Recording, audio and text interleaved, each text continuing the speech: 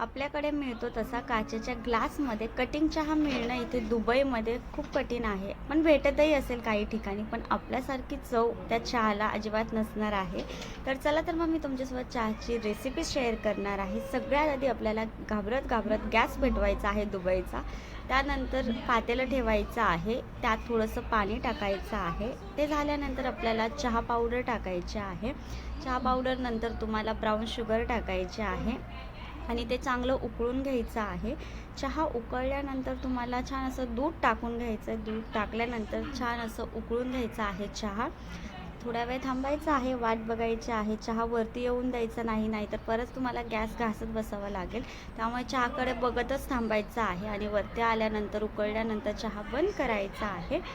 इथे मी शायनिंग मारत आहे, वरती ठेवत आहे लगेच. नाही, जागच्या जागी वस्तू ठेवल्याच पाहिजे, नाही तर पसारा दिसतो. तर छान असा चहा